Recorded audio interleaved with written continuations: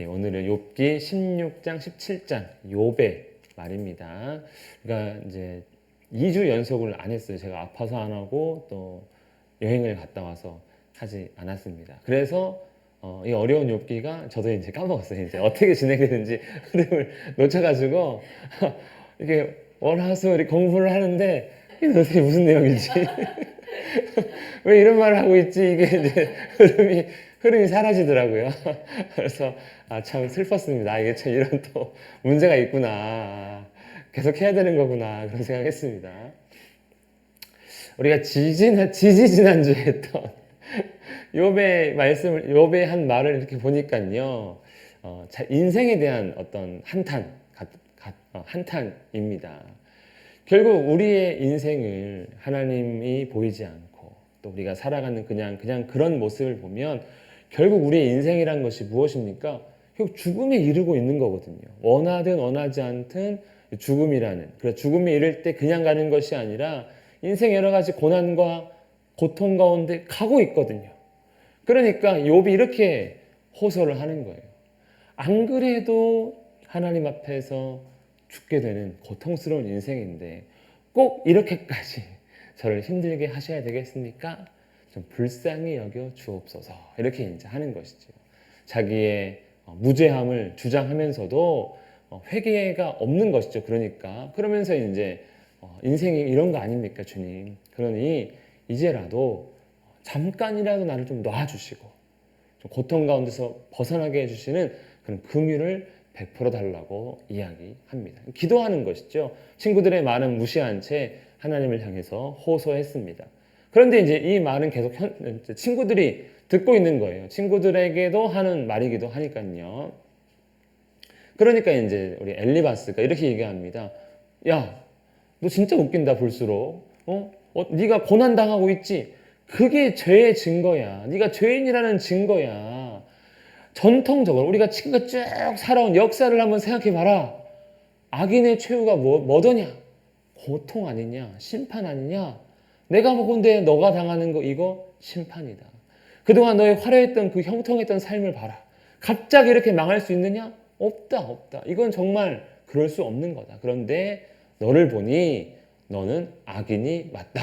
이거는 전통적으로 오랜 시간 동안 걸쳐서 우리 앞에 증명된 것이니까 좀 내 말 듣고 뭐 하라는 겁니까? 이제라도 우리에게 먼저 사과하고 하나님께 회개해라. 아주 이렇게 이야기를 하는 것이죠. 엘리바스의 말도 어느 정도 이제 일리는 있어요. 이 말로만 따지면. 근데 문제는 무엇입니까? 이게 이제 욥이 악인이냐의 문제가 이제 있는 것이죠. 근데 우리가 알다시피 욥은 악인이 아니지 않습니까? 하나님 앞에 의로웠고 하나님께서 칭찬하시는 그런 종이었습니다. 그러니까 우리가 살아가면서 고난 당하는 자가 악인인가? 이게 고난 당하는 자 이퀄 악인. 이게 이제 성립이 되냐는 거예요. 그걸 고민해 봐야 되는 것이죠. 물론 인생에 욥과 같은 사람이 이 땅 가운데 있을까 싶은데 혹 이제 하나님께서 그 뜻 가운데 고난과 고통이 꼭 죄 때문으로만은 아닌 걸 우리가 알고 있기 때문에 누군가의 고통을 우리가 위로해주고자 할 때 조심해야 한다는 것이죠. 또 현실적으로 악인인데, 분명히 악인인데 하나님 알지 못하고 자기 멋대로 살아가는 사람인데 보면은 세상 행복한 사람 누구나 봐도 부러울 만한 사람도 있잖아요. 그러니까 현실적으로는 또 이런 말이 되지 않는다는 것이죠. 욥도 이걸 또 이야기했습니다. 하지만 엘리바스가 이렇게 반박을 하는 것이죠. 그래서 이 말을 듣고 욥이 오늘 16장, 17장에서 다시 이야기합니다. 욥이 대답하는 것이죠. 엘리바스에게 내가 이런 말 많이 들었다. 그래, 악인이 고난당하는 말 그래 많이 들었다. 그런데 나는 악인이 아니니까 너희가 그런 말 하는 건 뭐라는 겁니까? 너희는 다 재난을 주는 위로자들이구나. 우리가 말을 하는 게 짜증나게 들리고 싫을 수 있고 막 미울 수 있지만 막 태풍 오는 것처럼 표현하진 않잖아요. 아우 저 재난 오네 재난. 저 인간 입만 열면 재난이야 이런 말 안 하잖아요. 그런데 욥은요 하도 이제 힘이 드니까 너희는 나한테 재난을 주고 있다. 위로하러 와놓고는 재난을 주는구나 라고 하며 이제 탄식을 하는 것이죠. 아기는 고난을 받게 돼 있어 라고 하는 그 말이 이제 괴롭게 만드는 위로가 되는 것입니다. 왜 그렇습니까? 욥 입장에서는 자기는 죄가 없는데 정죄당하는 거잖아요. 야, 너 고통당하고 있잖아. 네가 죄인이라니까 빨리 회개해. 이런 말만 듣는다면 이제 괴로운 것이죠.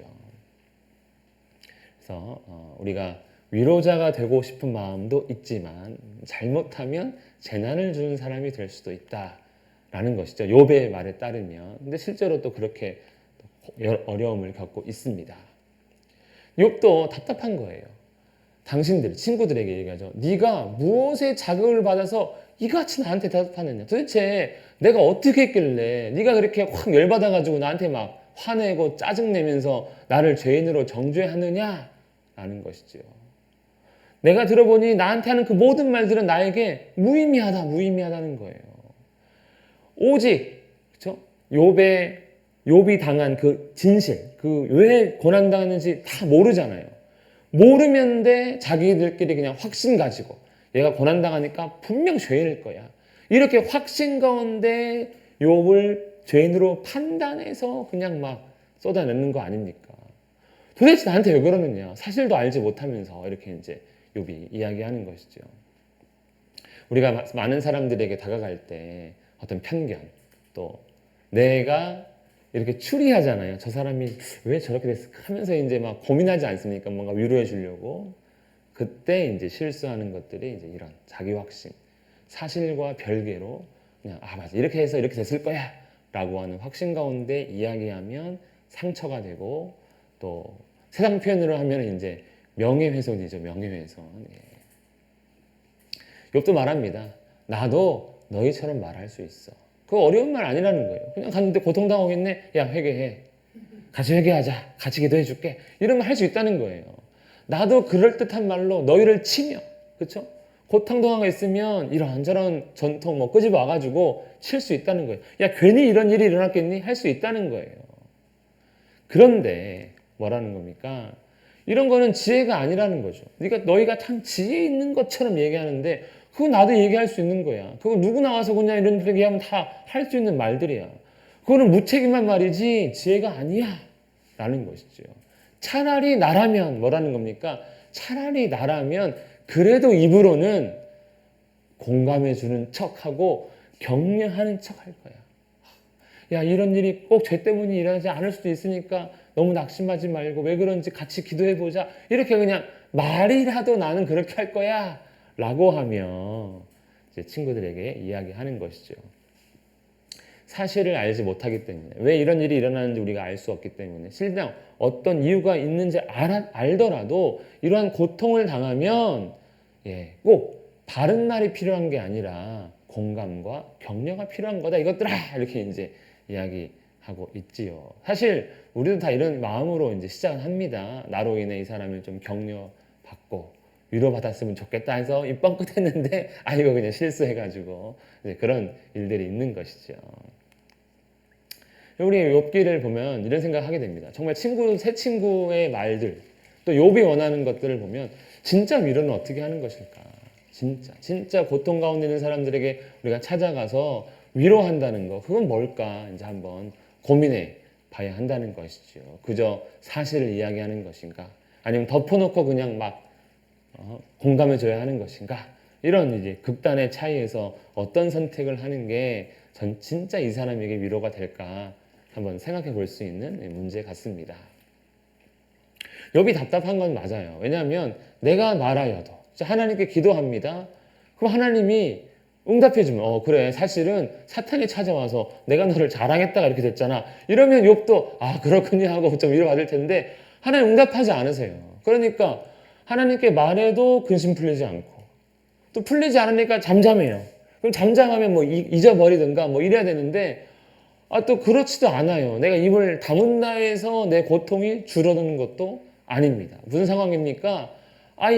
이 어려운 상황이 해결이 조금도 되지 않는다는 거예요.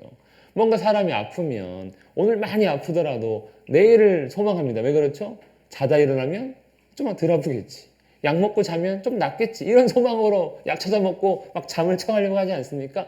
근데 욥도 그렇게 했는데 그런 일이 일어나지 않았어요. 이게 너무 힘든 거예요. 힘든 거예요.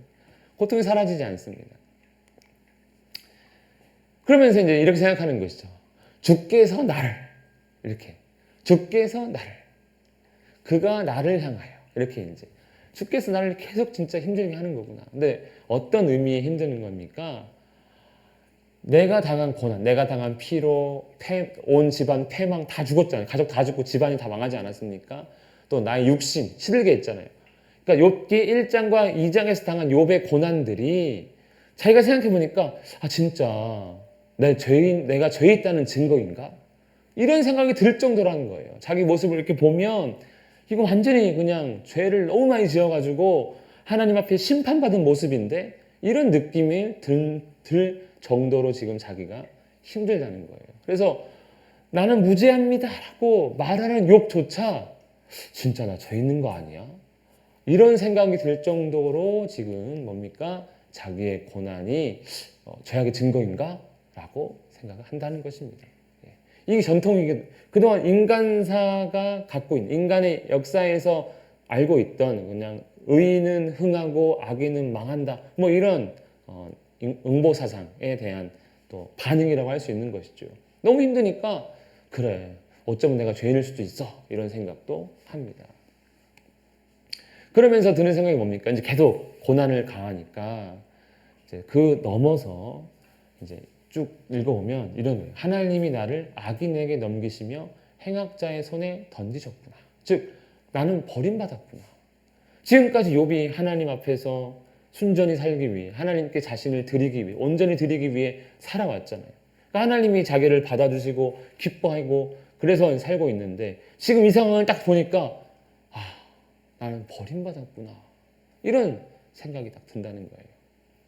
버림받았다는 느낌을 저는 이제 별로 받아본 적이 없어요. 보통 대부분의 사람들은 안 받죠. 왜냐면은 이게 부모가 버리는 거의 이제 느낌이 돼야 되는데 보통은 부모가 안 버리잖아요. 예. 자식이 부모를 버리면 버렸지. 부모는 자식을 못 버립니다. 그렇죠? 왼수 같든 뭘 하든 못 버려요. 그런데 욥이 그런 마음을 가질 정도로 지금 아주 좋지 않은 상황이라는 것이죠. 그래서 자기가 평안하더니 원래 평안했잖아요. 그런데 하나님께서 나를 이렇게 탁 꺾었다는 거예요. 그러니까 나를 딱 뒷덜미를 잡아가지고 목을 다 꺾은 것 같은 거예요. 움직이지 못하게. 그래놓고 나를 부서뜨리시며 나를 세워 콕 꽂아놓은 거예요. 그래가지고 이제 그의 화살들 저주하면서 촥 쏘면 이제 사방에서 욥에게 마치 사형을 집행하는 것처럼 욥이 지금 막 당하고 있다는 거예요. 아, 나는 지금 하나님께 버림받은 다음에 꼭 처형당하는 것 같아. 내가 너무 죄를 지어가지고 하나님 날 버리신 다음에 나를 이렇게 공개적으로 처형하시는 것 같아. 아, 이런 느낌을 받고 있습니다. 얼마나 고통스러운지. 여러분 우리가 지나온 삶들을 돌이켜보면 그 고통스러운 그 시간들이 혹시 있으셨습니까? 딱 이런 생각을 할 수 있는 것이죠. 그때 내가 하나님 안 믿었으면 이런 생각도 못 하겠지만 지나오면 야 그때 진짜 내가 이런 거 당한 것 같았어.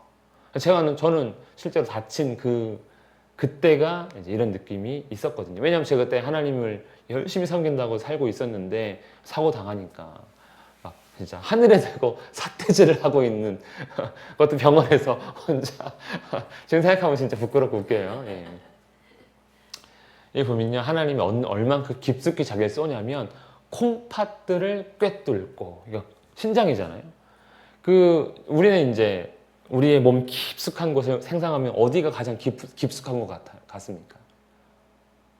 보통 우리는 이제 요즘 의학이 발달해서 그냥 심장이 제일 중요하니까 심장 같은데 옛날 사람들은 저 콩팥이 가장 깊이 있는 것이라고 합니다. 그러니까 화살이 어디까지 뚫은 거예요? 가진에 가장 깊숙한 곳까지 그냥 박혀가지고 자기를 죽이는 것 같은 거예요. 그런 느낌을 욥이 받은 겁니다. 그러니 내 얼굴은 울음으로 붉었고 내 눈꺼풀에는 죽음의 그늘이 있구나. 여러분 진짜 막 운 사람들 눈 보면 퀭하잖아요. 예, 진짜 퀭해가지고 이게 뭐 죽어도 이상하지 않을 그런 얼굴이 되지 않습니까? 딱 그렇게 됐다는 것이죠. 하나님께 버림받은, 자기의 고통도 눈물 나지만 버림받은 그런 느낌. 하나님께서 나를 치고 용사같이 내게 달려드시니까 하나님이 나를 공격하고 있다고 느낀 거예요. 극심한 슬픔과 또 하나님으로 인한 상실의 상태. 그러니까 살아있지만 난 죽은 거야. 이런 이제 느낌을 갖고 있는 것이죠. 그럼에도 욥은 마지막까지 뭐라고 주장합니까? 하나님, 나 맞아요. 그냥 죄가 있어서 당하는 것 같은 이 모습이어도 나는 죄를 지은 적이 없습니다. 나는 정말 정결합니다. 이렇게 이제 하나님 앞에 자기의 무죄함을 호소하고 있습니다.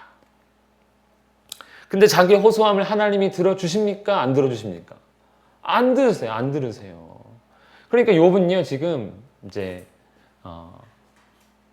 이렇게 간절하게 내가 지금 이런 상태 아니냐, 내가 이렇게 힘들지 않느냐, 그럼에도 불구하고 나는 지금 정결하다라고 하는 거죠. 그러니까 위로에 대한 간절함이 있는 것 같아요. 누가 좀 와서 이런 나를 좀 위로해 줬으면 좋겠다, 이런 나를 좀 나와 함께 해줬으면 좋겠다 하는 그런 심정으로 이제 앞에 이야기를 한 것 같습니다. 이렇게 내가 힘들다고, 죽음의 상태 같다고.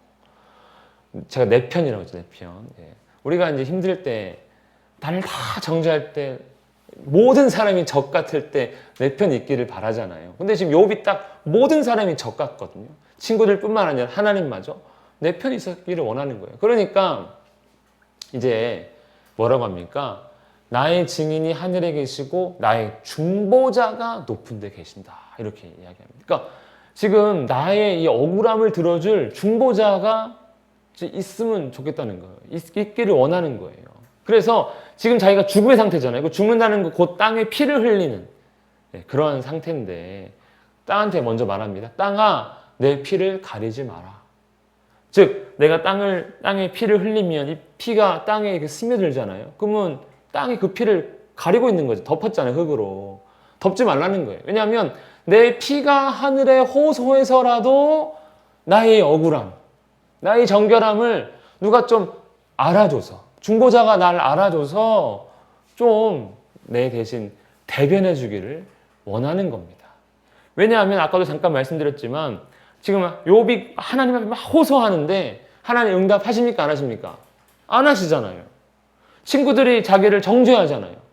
그러면 자기가 말해봤자 안 먹히잖아요. 우리 그런 거 있잖아요. 진짜 답답하다. 내가 직접 얘기하면 이 사람 내 말 안 들어. 나를 신뢰하지 않아. 그러니까 어떤 사람이 필요해요? 누가 좀 이 사람이 신뢰하면 어떤 사람이 나를 좀 알고 좀 대신 말해줬으면 좋겠다. 이런 거 있잖아요. 욥이 딱 그 마음인 거예요.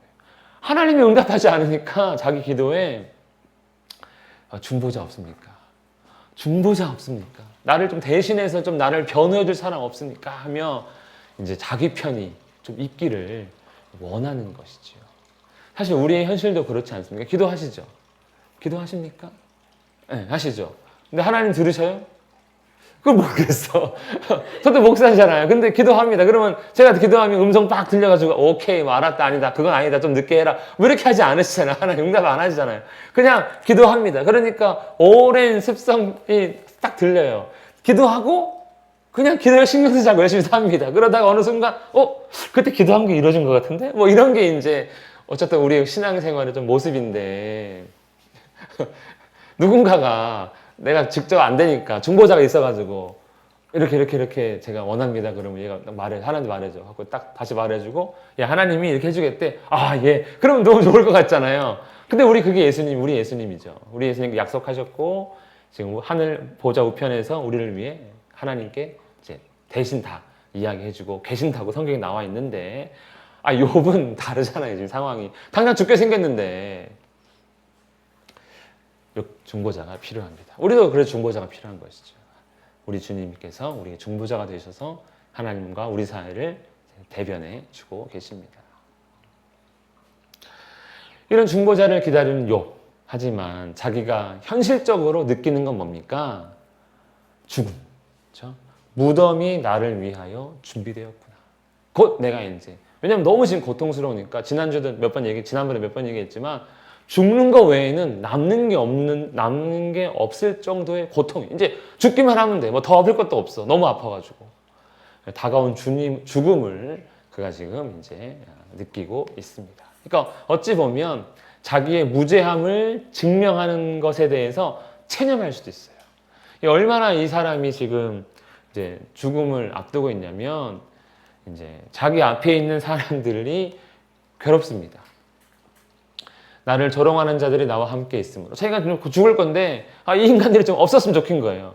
죽을 때도 마음이 불편해. 이 인간들 날 정죄하고 있는데 이 인간들이 꼭 내 앞에 있어야 돼? 하고 이제 눈을 봐도 그들의 충동함을 항상 보는구나. 내가 죽어가면 좀 불쌍히 여기면 좋을 텐데 와서 막 정죄하고 있으니까. 그런데 이게 세상이라는 거예요. 이게 세상. 우리가 욥의 지난번에 나눴던 욥의 말. 내가 하나님 앞에서 인생은 죽음으로만 가고 있는데 좀 불쌍히 여겨주시면 안 됩니까? 이렇게 얘기했잖아요. 결국 죽음으로 가고 있는 우리 인생에 정말 도움되는 세상의 것이 뭐가 있습니까? 뭐 병원? 의사? 뭐 잠깐은 우리를 좀 덜 고통스럽게 하죠. 그렇지만 궁극적으로 우리를 살리진 않는다는 거예요. 그러니까 세상이 우리 옆에서 막 뭐라 하고 이런 거예요. 이제 우리가 아파요.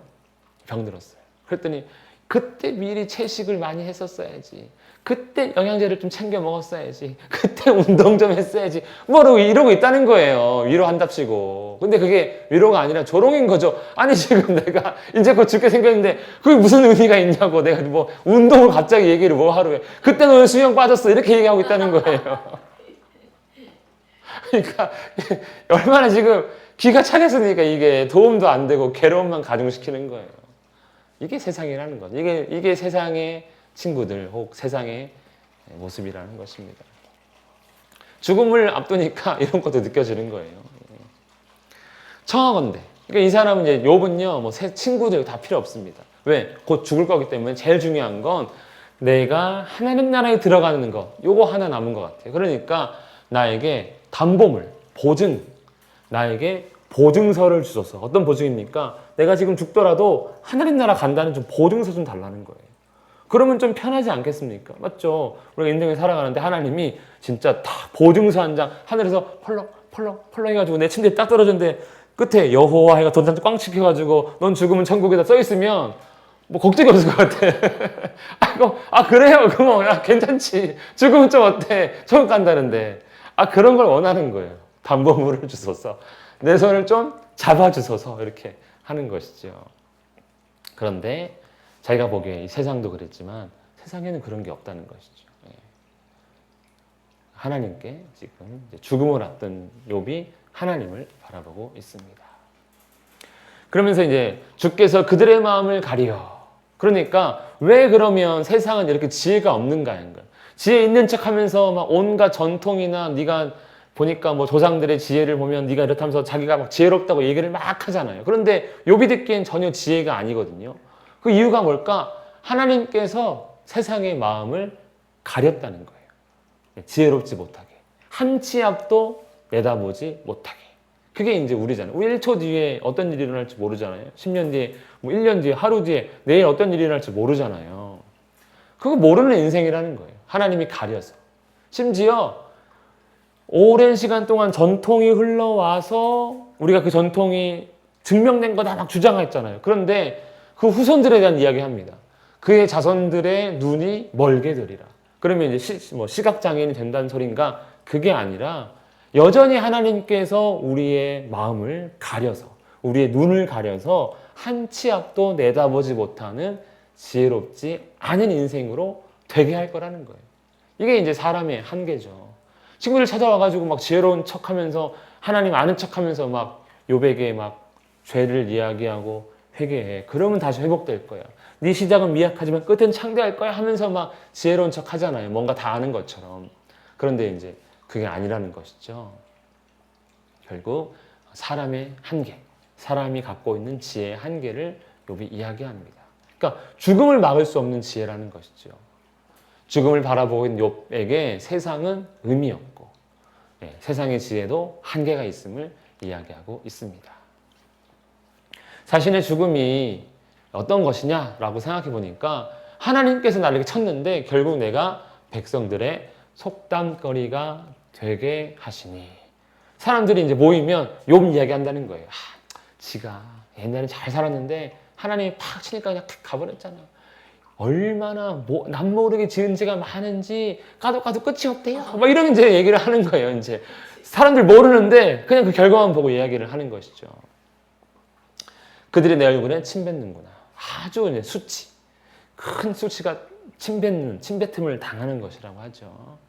그래서 괴로운 아주 극심한 수치의 상태고요. 또 육체적 자기의 모습도 내 눈은 근심 때문에 어두워지고, 그냥 육체가 쇠약해서 이제 눈이 어두워져 가고 있고, 온 지체, 자기 몸이 원래 이렇게 실체잖아요. 근데 이제 점점 썩어지니까 그림자처럼 되어가는, 그렇게 막, 그래서 육체적으로, 정신적으로 막 황폐해지고 있는 자기의 죽음을 앞둔 자기의 모습, 수치 가운데 황폐해져 가고 있습니다.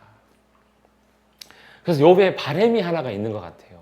욥이 어떤 바람을 갖고 있냐면, 자기의 죽음, 자기가 곧 죽을 것인데 자기의 죽음 때문에 정직한 자는, 다른 욥이 아닌 세상에 있는 정직한 자들, 하나님 믿는 자들을 말하는 겁니다. 자기로 인해 놀라고, 아니 어떻게 욥이 저런 일을 당할 수가 있어? 다른 사람은 다 당해도 욥은 안 당해야지, 이렇게 놀라야 되고, 또 경건하지 못한 자 때문에 분을 내나니, 아니 어떻게 경건하지 못한 자는 저렇게 멀쩡할 수가 있어? 욥이 저 모양인데 하며 막 화를 낸다는 거예요. 우리가 미국에서 이런 뉴스 가운데 보면은 왜 백인 경찰이 막 과잉 진압하다가 막 죽이는 사고가 일어납니다. 그러면 흑인들이 어떻게 하면, 다른 흑인들이 흑인 죽음 보고 분노하면서 막 시위를 일으키잖아요. 지금 딱 욥이 그런 이야기를 하고 싶은 거예요. 나의 죽음 때문에 정직한 자들이 좀 분노했으면 좋겠다.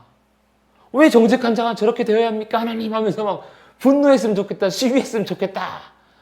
이렇게 원하는 거예요. 그러면 그런 걸 보고 사람들이, 의인은 그 길을 꾸준히 가고 손이 깨끗한 자는 점점 힘을 얻으리라. 그러면 의인들이, 하나님을 잘 믿는 사람들이, 그래, 내가 고난당해도 이 의의 길을 가야지, 내가 힘들어도 나의 손에 죄를 묻힐 수는 없지 하며 살아갈 수 있다는 거예요.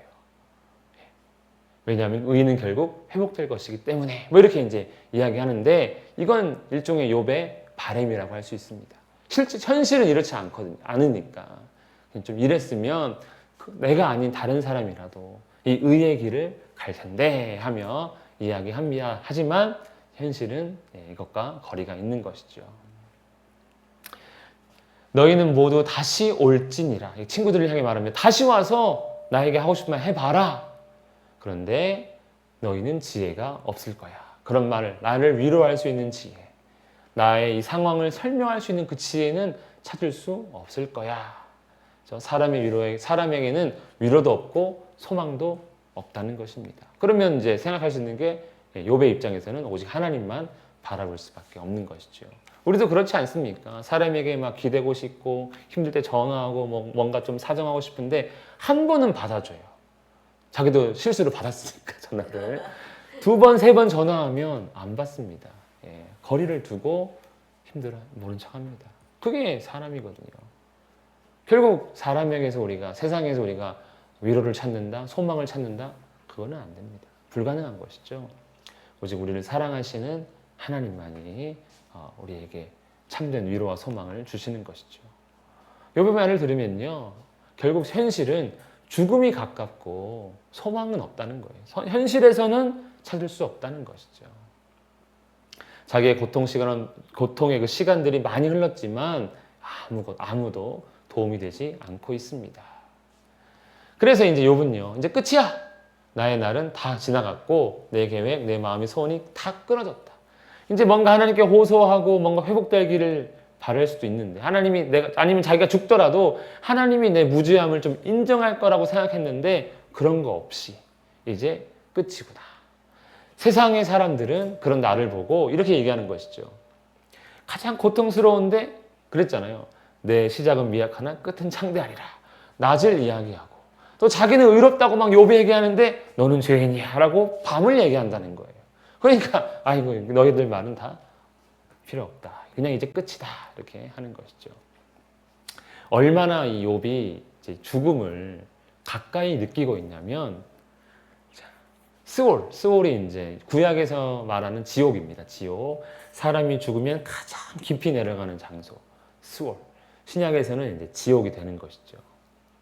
스올이 이제 뭐가 된다고요? 내 집이 된대요. 그렇죠? 그리고 자기의 침상이 어디다 놓는데요? 흑암에 딱 펴놓는데요.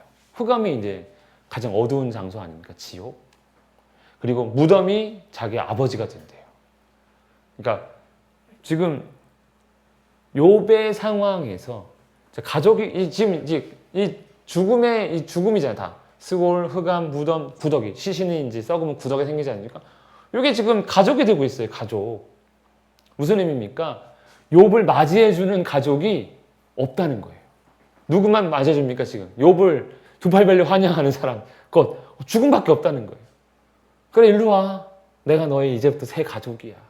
세상엔 없잖아. 네 형제 지금 남아있어? 없지. 친구들이 너의 위로자가 되고 있어? 없지. 근데 나한테 와. 내가 집도 주고 침도 주고 가족도 되어줄게. 이렇게 하고 있어요. 그만큼 지금 욥이 죽음을 가족으로 설명할 만큼, 새로운 가족으로 표현할 만큼 삶에 대한 소망이 사라졌습니다. 소망도 어디로 가고 있습니까? 스올의 문으로 내려갑니다. 즉 소망마저도 지금 같이 죽었다는 거예요. 그러니까 죽음 앞에서 지금 이제 자기가 곧 죽게 될 것 같고, 그래서 이제는 하나의 응답도 없으니 이제 죽음만이 나를 맞이하는구나. 죽음이 참 좋은 분 같아요. 갑자기 이런 욥도 받아주는 죽음이라니 이렇게 되는 것이죠. 결국에는 이제 죽음만 남은 현실. 현실은 그런 것이죠. 우리가 이렇게 살아가고 있지만 욥과 같은 고통은 당하고 있지 않지만 결국엔 우리 인생이 다 죽음을 향해 간다고 생각한다면 현실은 이거 외에는 없는 거구나. 우리가 많이 갖고 있어도 나를 누군가 많이 좋아한다 할지라도 결국 나를 맞아주는 사람은 죽음이라는 것이죠. 현실은 뭐가 없습니까? 위로도 없고 소망도 없습니다. 그러니까 오늘 욥의 말을 통해서는 하나님은 등장하지 않아요. 하나님이 나의 소망이심 이런 말은 없어요. 근데 현실은 아주 정확하게 보고 있는 것이죠. 현실은 뭡니까? 위로는 없고 죽음만 있는 것이죠. 죽음으로만 우리는 향해 가고 있는 것이죠. 이게 이제 욥이 고통 가운데 느끼고 있는 현실의 모습입니다. 오늘은 여기까지 하겠습니다.